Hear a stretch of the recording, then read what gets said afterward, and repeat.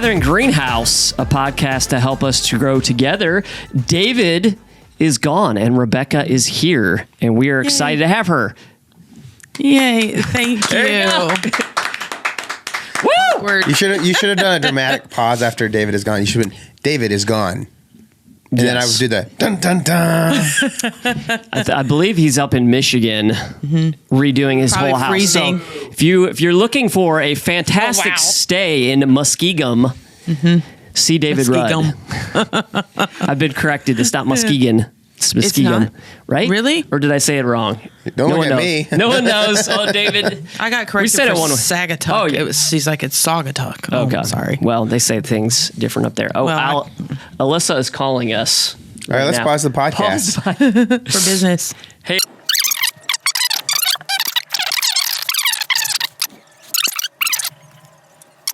Okay, thanks. Bye. All right, business call over with. Business pause done. Now we're back to the podcast. And as you can tell, I brought my Christmas sweater. I know. Where's yours? I'm jealous. I was gonna do it, and we didn't talk. And John? This is my Christmas sweater. What are you talking about? It is.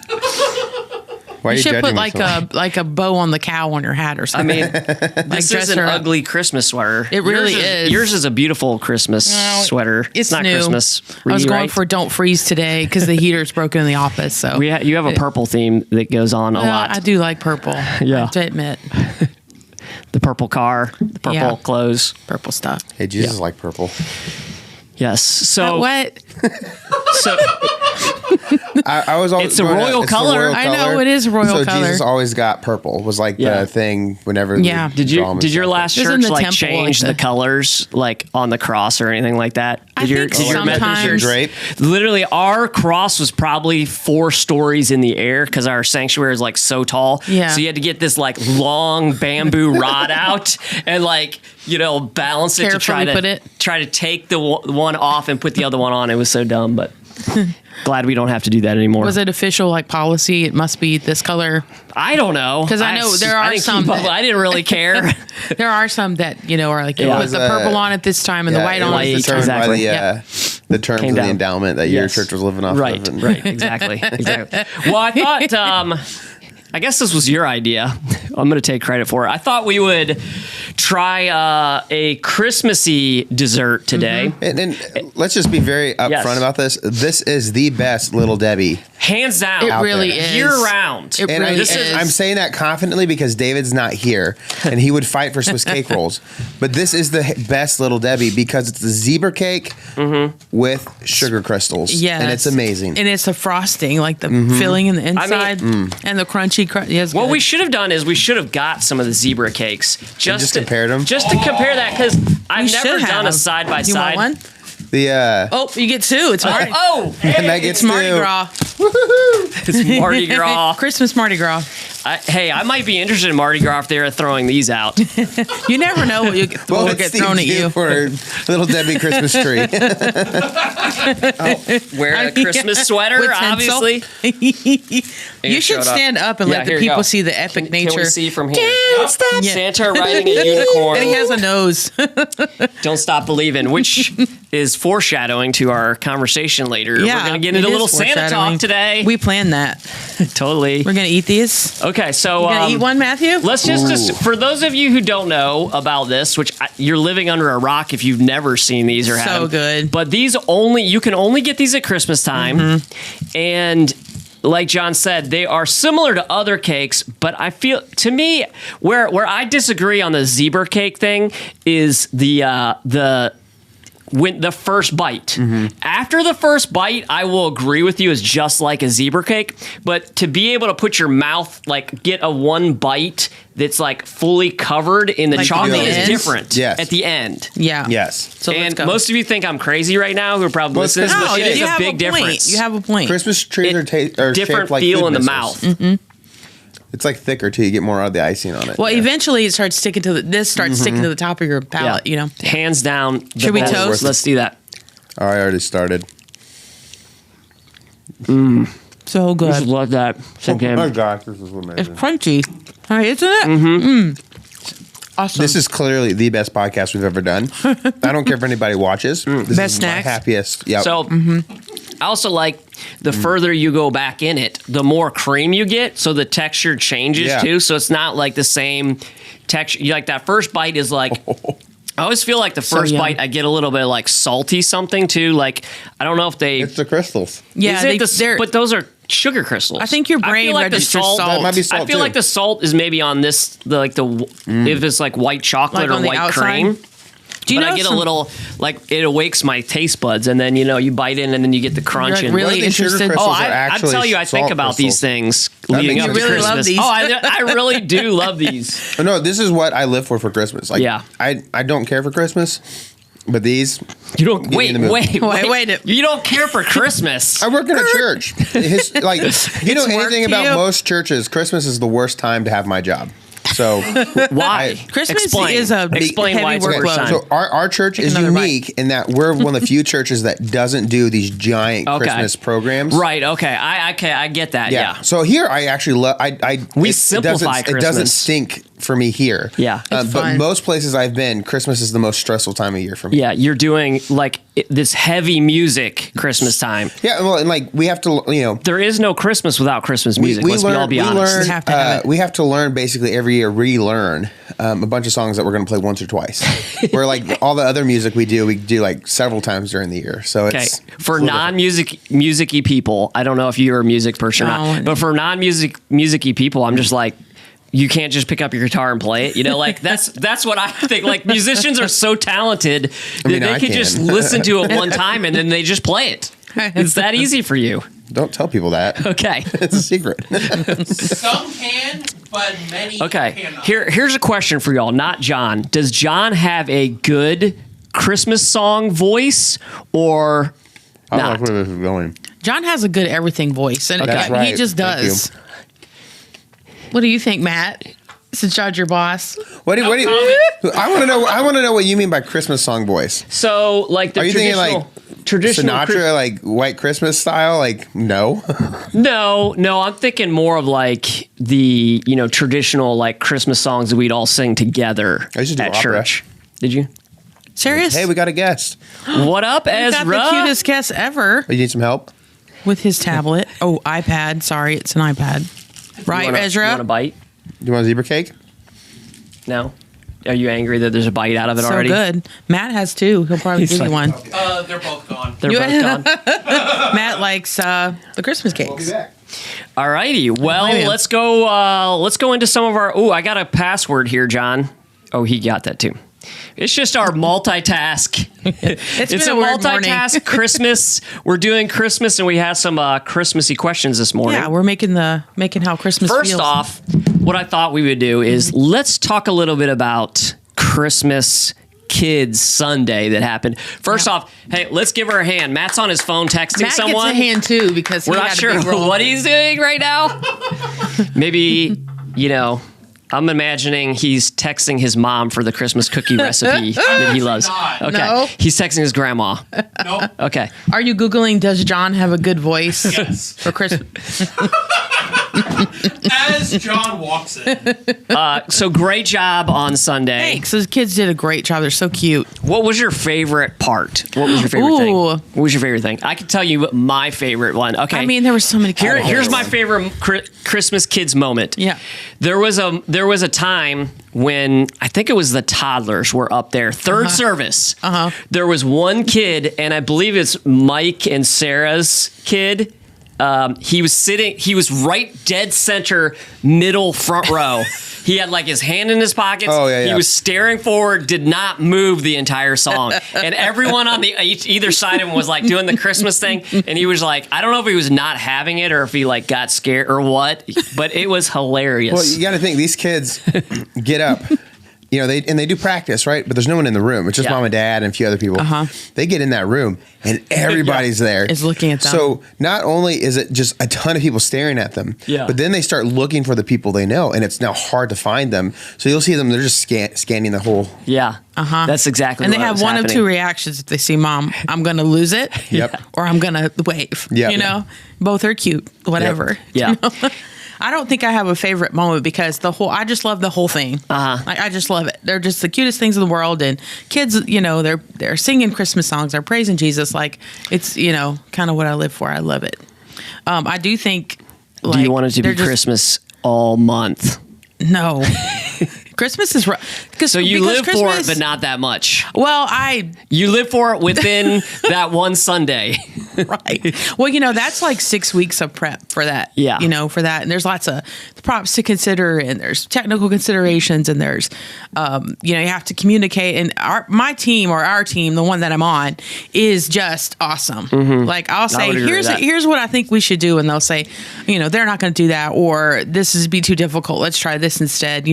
So I just provide the basic framework, and then they take it and they make it like awesome. Mm-hmm. And I order the props and that kind of thing. And they're the ones who actually practice with the kids and actually do the, what's the word? Not the hard work, but like the significant, most important work. Do you know how many kids performed? Do we have any idea on what? I know there was a lot of kids in and out. I didn't do a count. I could go get the sheet, but I would say we were like 120. We run about 100 on a Sunday now. Yeah. So I would say we probably had a good 85 kids. Oh, 85. So. Yeah. I don't think every child performed both services. Gotcha. Yeah. So we probably ran about 85. Okay. Yeah. Nice. Well, it was awesome to see my kids took part in it. And, thank you for putting my daughter in the front row so I could see her easily. Except Matt was blocking the view with his drummer boy. Yeah, they needed Matt, though. Yeah. Because there were a few times kids got lost. They immediately looked over at Matt. But okay. So let's get into a couple Christmassy questions here. Okay. Since you are the kids expert. Oh, right. I know you don't like that term. No, no one wants to be an expert unless they actually are an expert. You're the closest we have to a kids expert here. So my question is, how do you give your kids gifts without making them brats, right? Oh. So here's the thought, right? The thought is it at Christmas time, it's really about Jesus, and that's the reason for the season. Mm-hmm. But, we all look back to our Christmas as a kid, and the best part is waking up Christmas morning and opening those presents and stuff like that. So, it's kind of hard to balance those two things, but it's really easy to get your kids in that consumer mindset. So how do you do that? It is. Well, I mean, at our house, there's a pastor in the house. So, there's a lot of talk about what Christmas really means. Yeah. And as far as not making them brats, I'm not a person who takes my kid to the store and buys them whatever they see. Yeah. I've never done that because I don't want to create a nightmare for myself. People do that? Yeah, to get kids to be quiet. And I admit the temptation is strong. At Christmas time though? For Christmas presents? Year. Oh, year round. Okay, right. They kind of start there, Okay, so they go hey, we're going to go to Target. Let's go first thing to the toy aisle. Mm-hmm. I'll let you hold on to a toy, and if you're good, you'll get it at the end. Kind of thing. Or if you're good, I'll let you pick a toy at the end. Okay, kind of thing. No, I've never heard of this concept. But there's which tells you my parents clearly did not do that. Mine certainly did not. But it is tempting though. To buy them. Sounds like a grandma move. To be honest. I mean, I am. Well, no, I'm not older. for you, but I mean, sounds like something my kids' grandparents would do. What's it? So that's the first thing. And I think at a Christmas time, I will say yes. We'll just say verbally yes. Yeah. The presents are great, and I spoil my kids at Christmas. I really only spoil them and buy them spoiling? Gifts. They get a ton of gifts. It's ridiculous. Is it based on the amount, or is it based on the amount of money you spend? What is it? Well, I think when they were younger, because my boys are adult men. My daughter is a middle schooler. Yeah. And so for her, over, or when the kids were small. Yeah, let's go there. A big pile, because they love to open the gifts. And and I honestly love when they walk out on Christmas morning and there's all these gifts out there. Yeah. And, everybody's like, oh, we're going to have this is going to be neat. Yeah. With the adult kids, I'm really being really thoughtful about, okay, well, here's kind of how much money we have, and here are the things you actually need. Because, I have a child who just left the nest 6 months ago. But, he's spoiled too, even in his adulthood, So I think as long as you're not constantly indulging your kids so that when you do give them a gift, it is special. Mm-hmm. And that's what I do at my house. Easter, Christmas, and your birthday is basically when you get, a little bit spoiled, quote unquote. Okay. And I just talk about it. Hey, you're getting this stuff, and I want you to know not everybody in the world gets this stuff. Some kids get one gift or no gifts. Yeah. Hopefully not, but some kids do get no gifts. Right. And you've got all this abundance, and I just want to point that out to you before you even start opening those things. Yeah. Do you know what I mean? Mm-hmm. Yeah. They've gotten, I wouldn't say I've spent gradually increase the amount of money I spend at Christmas. I kind of keep it about the same, Yeah. adjusted for inflation. Right. But I just have open conversations about that stuff. Like, hey, you're what was really Christmas privileged. like when you grew up? Like, what were the gosh. presents? Yeah. Well, okay, so I had jacked up childhood, And sometimes my dad was in charge of Christmas, and things got a little weird, and then in terms of weird presents, he got in charge of your mom said, "Hey, you're in charge of Christmas," or No. he just did it because he wanted it to get sometimes done. I live with my mom, sometimes I live with my dad. My mom was a better divorced. gift giver. Yes. They were divorced, When I was living in very separate young. houses. Yeah, separate very young. houses. Okay, Yeah. gotcha. So if my dad, it was dad Christmas. Yeah. It was very sparse, and we just kind of go over to my grandma's house and buy presents. When you say sparse, you just got to open up one or two presents, or the gifts were socks and pajamas. No, it was more we're not doing Christmas here. We're doing it at Mama's house. Okay. You know what I mean? Okay. I think I have to ask my and sister. then Grandma had gifts for you there. Yeah, she always did. She have made gifts. sure. Okay. Yeah, and they had very modest income. Yeah. But we just thought it was wonderful. We would get candy, and we would get maybe 2 or 3 presents. Yeah. And that was Christmas for us. Then there's my rotten kids who have at least a dozen presents. As we go. But it's things I've wanted. I was savored. I wanted to buy it for them all year, and I'll wait until Christmas to buy it. Do you know? Yeah. Because that's one of my love languages. I love to give gifts, and so I can barely stand myself. I'm busting at the seams. I can't sleep on Christmas Eve. I love Christmas. Yeah. Yeah. Did you get lots of Christmas presents at when you were a little kid? It depends on what you mean by lots, but I mean, you would wake up and there'd be a pile, No, so I'm the oldest of 5 kids. So I would say at our house, what looked like a lot, but once you divide it by 5, it wasn't a lot. Okay. I've definitely seen kids with families with 1 kid that have bigger piles than that, but my my parents usually gave us 1 nice gift a piece. That was When you got 5 kids, that's it adds up fast. Yeah. What about you? You didn't say what you? Yeah, I don't remember a ton. Honestly, my memory is so bad of I had not bad in the sense of I had a great childhood. Family loved me, always taken care of. Christmas time was great. But I don't remember a whole lot of the Christmas presents other than what I've seen in photos and videos and stuff. Yeah. But the thing that I do remember is one of our Christmas traditions was midnight mass. So parents We used to do that. Parents lived together. We lived in the same home together. My parents lived together, but went to separate churches. Oh, really? My dad went to Catholic church by himself. Wow. And me and my brother and sister went with my mom to Protestant church.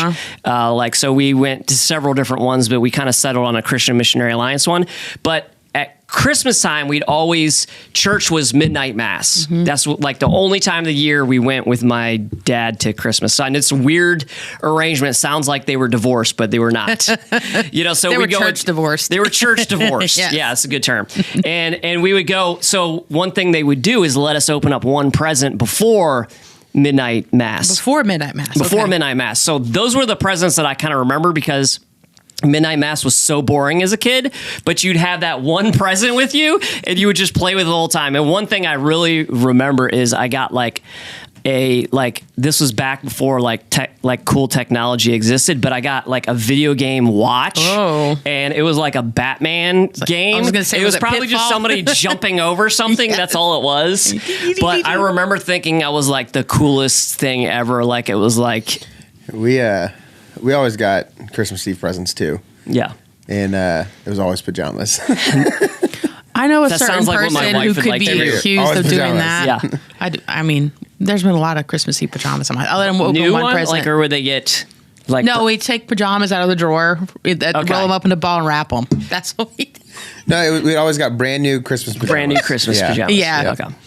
We do that at my house too, but I always pretend when like, they're little, I don't know what's in those boxes. When my kids were little, half their stuff was like stuff we got from Hannah's treasure chests, and just wrapped it, I've been sitting on BitFTA for like the last 3 months. Just hey, they don't know they don't know any better than real little. So I'm like, I got to take advantage of these times where I can get a lot of stuff, but I don't have to pay a ton for it. Have you seen the? Don't do that. They don't know. I don't do that anymore. You can't get away with it anymore. Have you seen the Buy Nothing Facebook groups? Yes. So it's just people getting rid of their stuff. That's genius, though. Yeah, and so they just leave it on their porch. They say, "Hey, come get it." You come get it. Somebody who had kids a little bit older than Ezra was getting rid of all of their like Star Wars lightsabers and stuff. Sweet. So he's getting a bunch of lightsabers for Christmas. For him, he has no idea. I didn't. He won't know the difference. Do you want to hear a Louisiana Christmas Eve midnight mass story?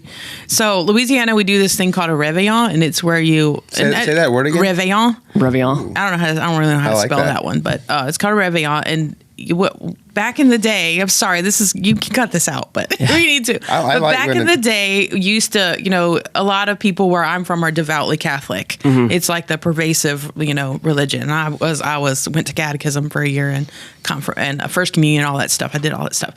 But back in the day, it used to be really, really important that you showed up for midnight mass. So people would get in their pirogues or their boat, and they would go down the bayou to church, but except it was dark in 1900, so they would light these big bonfires along the bayou so you could get to midnight mass. Oh. So then, because you didn't want to waste all that effort after you went to church, you had you took a boat to church? Took a boat. Well, yeah, back then, way back when this tradition started. Okay. You would take a boat, and then after midnight mass, you would have you would eat. I'm just picturing like how many docks you would need to dock up that many boats for Christmas. No, you just go. Yeah. You just put it up on shore and just walk. Yeah, I mean, you're talking way back in the day. Okay. And now, people probably would tie their boat up. Now you get in the car and drive there. Obviously, you don't have a bonfire, but there are some parishes in Louisiana who do that. They have a big bonfire on Christmas Eve. That's cool. And so I love midnight mass. Outside. We should do that. Oh, wait, we should never do Christmas Eve outside. Let's not. Ever again. Let's just live through Rebecca's nostalgia. Let's not do. So here's a follow-up question to that first one, which is how much is too much to give your kids at Christmas time? I mean, you want to be reasonable, don't you think? What do you think is too much to give your kids at Christmas time? I think that you should at least give, depending on the age, let's say they're a little bit older, you should give them one thing they really want, at least, like a one big item they really want. Yeah. And then enough other items that there's going to be excitement on Christmas. That's my philosophy. Yeah, I like that. Mm-hmm. And to me, I think that when you buy your kid a present they really want, or maybe something they kind of passively said they wanted, or something they need and they don't know they need. I think that's a very loving thing to do, because you're saying I've listened to you. Mm-hmm. I care about what you say, and I've been listening to you, and I want you to have what you want. Yeah. But I think it's nice to do that Christmas time is a great time to do that. You don't want to do that you don't want to give your kids all that they want all the time. Right. Because you want it to be special. You don't want to raise rotten little, Yeah. But I think too that your Christmas should reflect upon your financial status, sort of you don't want to go and overextend yourself at Christmas. Yeah, so that your kids can have. Yeah, because kids are so much more content than we give them credit for. Mm-hmm. You can give a kid 2 gifts and they're perfectly content with that. They can't be. So you saying they want your presents? Not your presents. Oh, thank you. Kids want presents. Okay. But if you don't overextend, then you're. How many times has this played out? And every parent's experience is once you buy them the gift and you're so excited about the gift, and then they play with the box.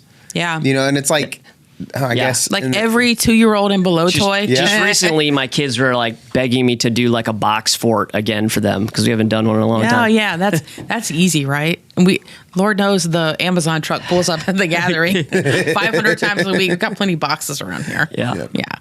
So yeah, I think it's just it's a balance, and just being thoughtful about the gifts that you give, not dumping a dump truck full of stuff out. And it's more than just Christmas, right? I mean, this is something you have to think about year round. And yes, I think in a society and a culture like the one we live in, where there is an abundance of blessings, there are so many things that we have access to, that kids have access to. Things are so relatively cheap.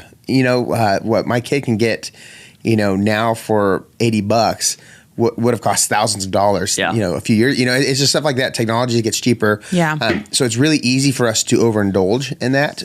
But the key to appreciating things, the key to appreciation is actually absence, right? It's to not have something so that you do appreciate when you get it.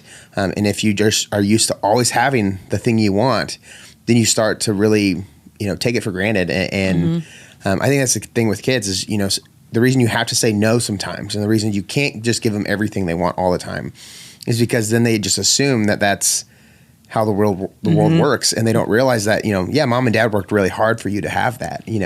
So you're. I think you create a culture of gratitude and not entitlement. Yeah. I think, and that's a parental goal right there. To do that. And I forgot to invite y'all to my Réveillon on Christmas Eve. I'm just kidding. But my mom used to do it. It's not too late. We got plenty of time here. It's only the third.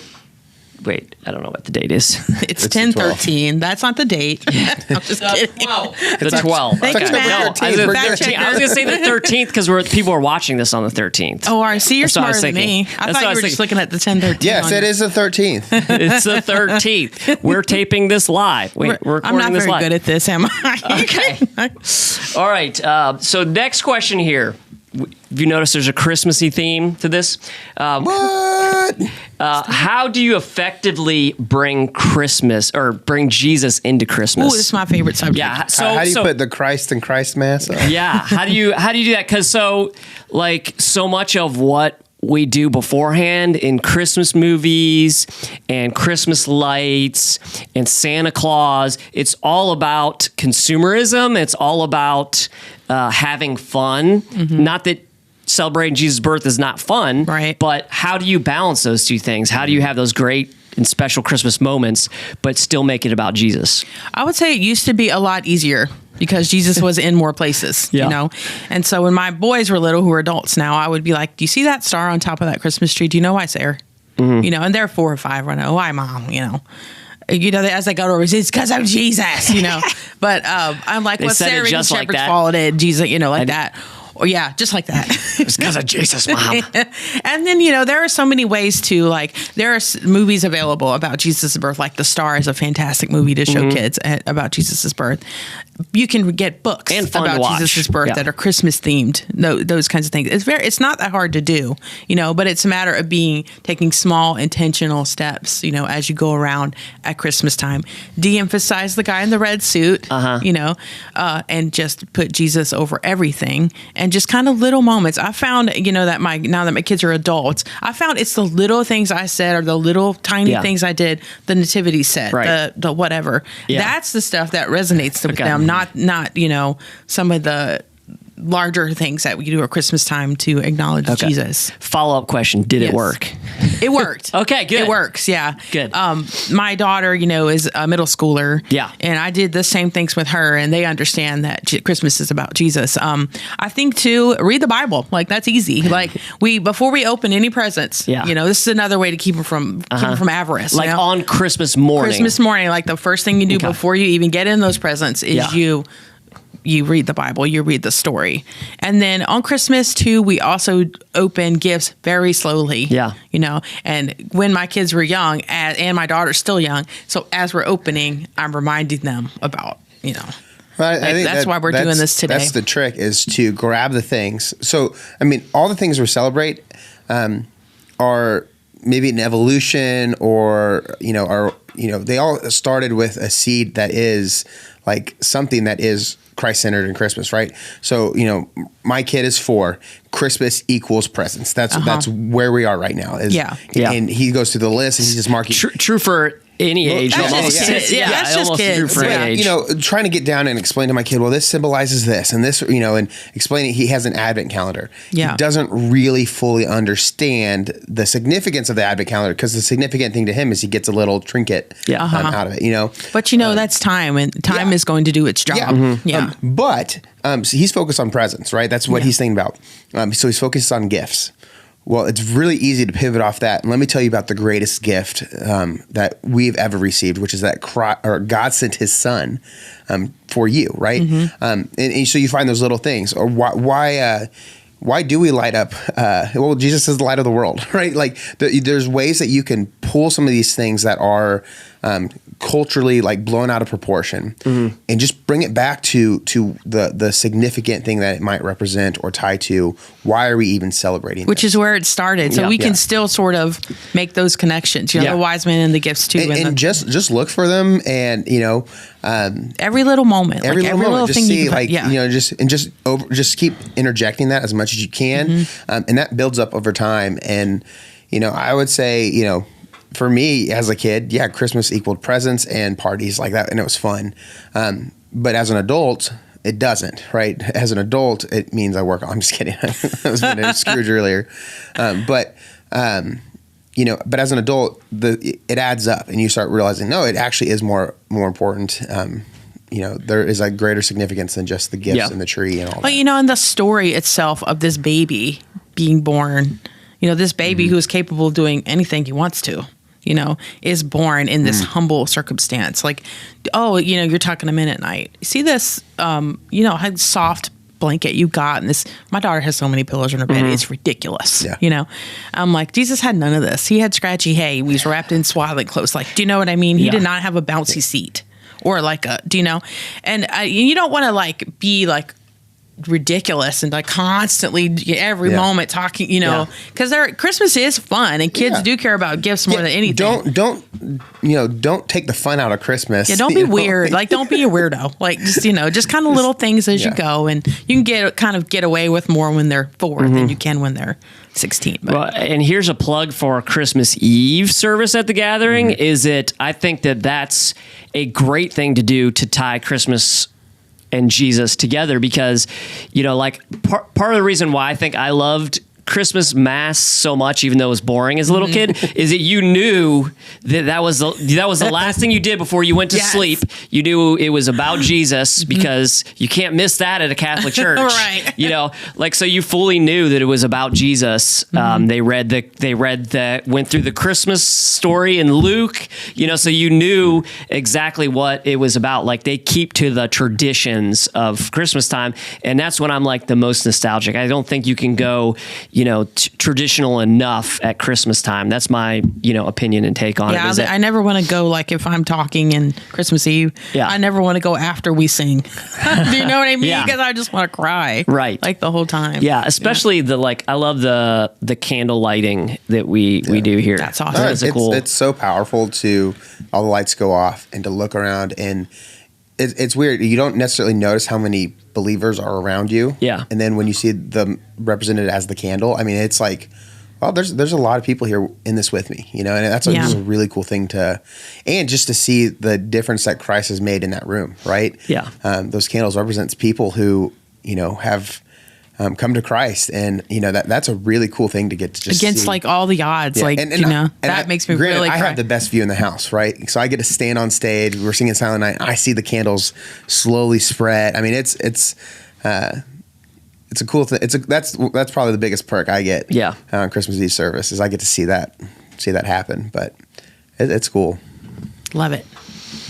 Okay, one more question that I have here for you is, and this is what should I do question. I don't know if it's a personal one or not, but I'm good with whatever. What do you do if grandparents are out of control at Christmas? And what does this mean? This could mean a lot of different things, but it could mean that they're trying to spoil your kids at Christmas time, and that's not something you really want to do, or they're just trying to take over your Christmas with their Christmas traditions.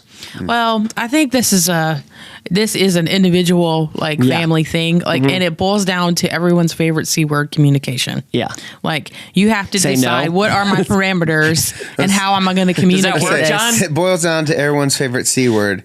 Boundaries. Boundaries. Boundaries. I think you just have conversations and say hey, I really appreciate that you want to spoil our kids, but you're way overriding what we're giving them. This is the first Christmas for John that he's going to have both sets of grandparents living within close driving distance. Yep, my entire family lives in Dayton pretty much now. Does it bug you? You can only have yourself to blame for this. Does it bug you if grandparents spoil? Because it really doesn't bother me, but I can understand how it would bother. So for me, like, I don't mind when I think it's great when my kid gets to experience special things with grandparents that I either can't do or it's not something I want to do. You know, like, I think it's great. I love for my kid to be excited to go to their grandparents' house and stuff like that. Yeah. Where the line is if they know that there's something I don't like. It's not that I just don't want to, like, I'm okay with them getting a sucker with their grandparents that I didn't want to give them at home. Like, that's not a big deal. But if it was like, hey, I'm trying to not let him watch this content, and I find out at your house you were like letting him watch that when you knew, that's a different kind of spoiling, you know? Yeah. So I think that's where it is. That's like permissive, overly permissive. Overly permissive, yeah. You know, but at the end of the day, it's part of, I know if I'm letting my kid go to your house and you have a different set of rules, I have to just be okay with that sometimes. How do you approach that conversation? I mean, you just have to be very honest and say, "Oh my gosh, I love you so much, and I really appreciate all you do for our kids. But this thing is bothering me, so I have to tell you that it's bothering me." It's way easier to be proactive than reactive. Hey, your mom's grandma, easier. mother-in-law, I don't know, however chill, mom. You know, I'm kidding. But like, you know, my sweet mother-in-law, like if I was going to talk to her, I would approach it differently. It just depends on the person. But in the end, kids don't honestly remember who gives them what anyway. Yeah. You know, but it's that feeling of at grandma's, I'm special. And at home, do you think that they're trying to one up you?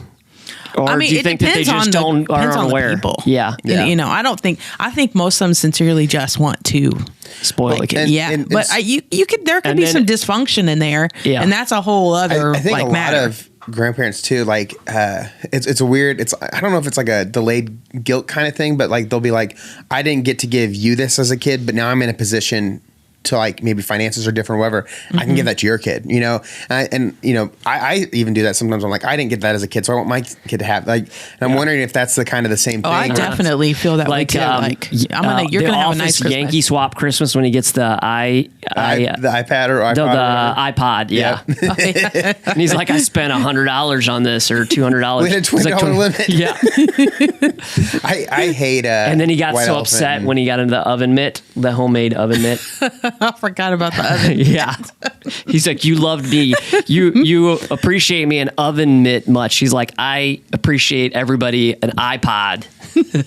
An iPod. You're saying this is how much. Poor awkward thing. Yeah. Yeah. Oh my gosh. Yeah. That's always sticky when you have to have those conversations. But if you want peace in the family, have them. Mm-hmm. Well, and it's like with any conflict and communication, being proactive is way better than being reactive, right? So it's much easier to say, hey, mom and dad, here's the values that we're trying to raise my kid with. Here's why we're doing it this way. Mm-hmm. You know, like even with toys, hey, we're trying to get him these type of toys this year. You know, we don't want a million different toys. Are you okay shopping in this? This is what we're valuing this year. Yes, and do it in a timely way because grandma's going to start shopping in July. Right? Yeah. Just be proactive. And that mitigates the amount of, hey, you cross the line conversations because you were very clear up front. And it's obviously not a threatening. If you buy my kid this, I'm going to be so mad. You know, no, it's not like that. This is just, you know, and this probably isn't true for everybody, but like in my family, I feel like my parents and my in-laws, like they support us, right? So when we say, hey, we're trying to teach them this, you know, they want to help us do that too. And so it's a lot easier to have that conversation. But, you know, you do, if that line is crossed, I would say just be quick and say, hey, I know you probably didn't mean anything by this. I know, you know, but this is what happened. We don't like that. Can you help?